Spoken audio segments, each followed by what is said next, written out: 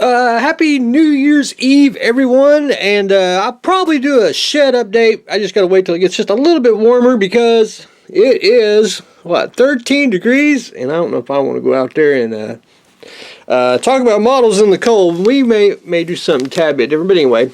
But I wanted to do this video before I proceed any longer because I'm at a point where I need to show a few things. The Nexus Enterprise B, and what I've done so far on that is the last one I got all the decals on. I got almost every square inch of this soaked in Microsol, but I did go ahead and take a little black and airbrush the damaged part of my vacuum form conversion for the Nexus battle damage. And if you look at the prop, it actually damages all the way out here. I just kind of simulated that with paint. I mean, if you want to go all out, you know, feel free, but I think the damage looks pretty darn slick on there. I think it gives it just a unique, you know, it's clean on top, but it's one of those, you know, hey, it's movie accurate. When you look on the bottom, they're like, I remember that. Anyway, I think it's just one of them. It's just one of them little unsung conversions that a lot of people, you know, don't remember, and I think it's a cool addition to a very cool looking ship. But anyway, there is that. I got to do one more thing. Oh, and I started painting the nacelles black on the inner coolers or whatever they're called. Them are painted, and I got to go one more round on those. I got to do a little bit of shading, and some of the decals, I think they're supposed to overlap, but I don't think they fit too well, and that's especially ones that are right through here. I'm just going to take some transparent, like, for example, transparent black, and I'm going to do some smoking with the airbrush, just give it a little feathered look on the panel lines, and I think that will work out just fine. Plus, it gives it just a little bit more shading because you can see the panel lines shading that way. It's something I would do, and it'll just give it a little more realism to that. And then we're almost done with the Enterprise B. The Discovery. I wanted to point this out before I got a little, before I get too far ahead. And I got all the pods done in the last video. That's all 60 of those. I haven't, we ain't there yet, but them are all assembled and we'll get to those. But I wanted to do a lot of sub-assemblies, and number one was get the spine built. I got all 10 sections. You actually get one extra piece, which is the way the trees are set out, so if you screw up one, at least you got one extra. But anyway, them are all done. They're just drying, sitting. I got the engines. They're multi-piece. I mean, these are you got two main halves and then 6 pieces that go all the way around here, which pretty darn slick. Detail on it, it's just nuts. I mean, it's and it goes together really quick. It's one of them kits that once you start doing it, you know, it's just you really can't stop. I call this the ass-in section, which that's probably my technical term for it, but it goes together really quick. I got it assembled this morning. Again, details just nuts on it. There's a couple places, if you see like a real hairline, they fit really well, but it just needs, I couldn't get it squeezed any tighter.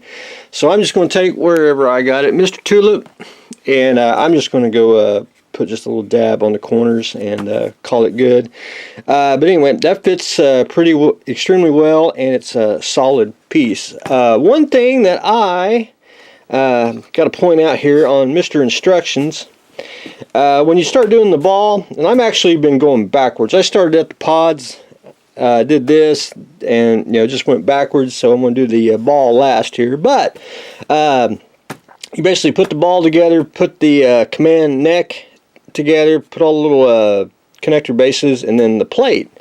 I recommend that you put the plate together first because it really needs to be lined up, and you'll see it. And I forgot to, I should have showed it before I did it, but these parts right here, number 12, they actually fit in grooves on the plate, and I don't think you'll be able to get it lined up if you actually glued, if you went from here, you know, 1, 2, 3, 4, then the plate. I think you'll screw up. I think you need to glue the parts. You need to glue all number 12s on first to the plate, and then glue the number 11s to the plate, and then glue it onto that. That's the way I recommend doing that. But anyway, there is that, and So I wanted to show that before I get a little too far ahead. Now I'm at the point where I got to put together the ball, and it's pretty much self-explanatory. And then I got to go look, because I want to do the 2010. I don't think there's any really difference. There might be some little minor. Most of that's just going to be paint, so I'm not going to worry that. But anyway, the window on the Discovery, you get a one clear part, and I just tacked in a little bit of glue. I'm going to put a mask it off, and then I'm going to smoke it, but I want to put a little bit of an interior in here, because you're not going to see it, because it's going to hang from the ceiling when I get done with this, because it's going to go hang in the hobby store. But aftermarket, you can get, I think Paragraphics has got it. There's a resin one coming. I can't remember the name of it, but I went ahead and I found this online. It's actually just a printed copy of like the cockpit of the Discovery. You got the 2 seats and a pull in the back, but this would basically be about 72nd scale, a little smaller. But I want to cheat, and I'm going to bend it like that, where it's kind of because you really can't see it. It just gives it just a little bit of an interior. And in 2010, this thing was covered in dust. So the window will be fogged up, and I'm going to smoke it so you really can't see it. Just going to hide it, where you really just can't see anything. But it gives it a little bit of an interior, just something just to, give it just a little something before I assemble it. But anyway, I wanted to show that before I get a little too far ahead, because I'm at the point where I got to assemble a few things. I'm going to try to get the ball assembled next. That'll be in the next video. And I think what I'm going to do is I'm going to jump around. I think I'm going to put the spine together next is my game plan, and then I'll be able to do one section at a time. I think that'll work out, and then I can. Oh, I did forget the antenna.